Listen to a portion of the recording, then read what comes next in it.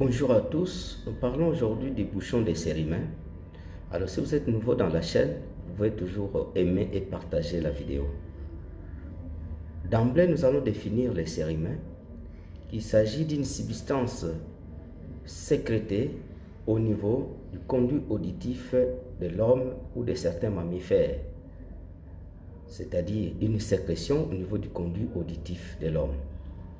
Alors, quand on parle du bouchon, ça veut dire qu'il y a une quantité, une accumulation de ces sériments sécrétés au niveau du conduit auditif externe, mais il y a une quantité élevée de ces sériments sécrétés qui s'accumulent au niveau du conduit auditif externe. Ce qui fait que ça bouche l'oreille. Alors, parmi les facteurs de risque de ça, c'est que l'âge est un facteur de risque, ou une hypersécrétion de ces sériments.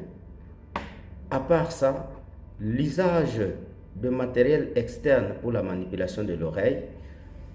Au-delà de ça, la présence de beaucoup de poils au niveau du conduit auditif externe, ce qui bouche l'oreille, ou la présence d'un corps étranger, ou l'insertion de certains cotons-tiges au niveau de l'oreille.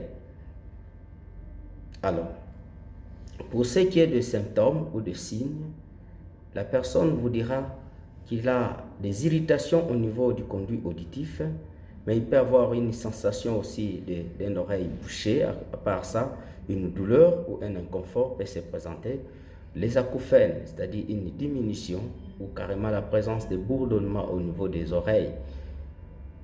La présence de vertiges peut aussi se manifester, ou un trouble de l'équilibre. La présence de pertes auditives progressives ou carrément totales, ou la présence d'une petite toux persistante.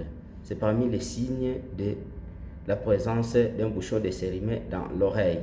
Alors, qu'est-ce qu'on fait lorsqu'on fait par rapport à la prévalence ou l'épidémiologie de la maladie?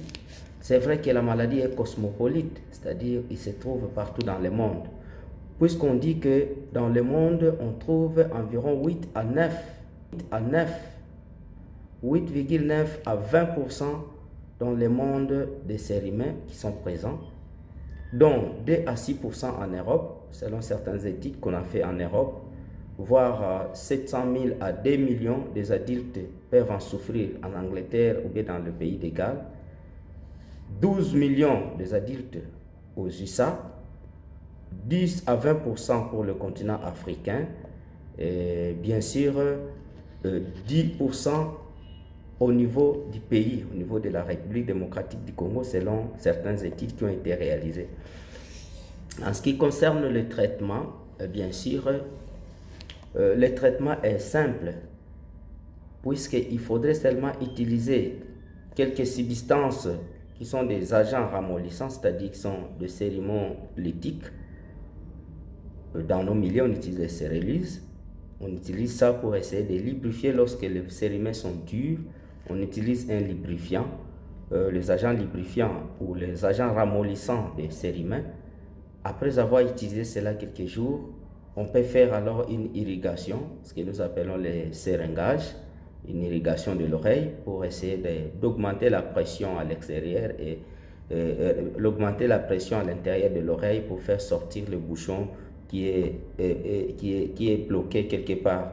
Et bien sûr, si on ne fait pas cette technique, on peut utiliser une technique manuelle, c'est-à-dire après avoir ramolli les sériments, on peut toujours les tirer avec la main s'il est visible à l'extérieur.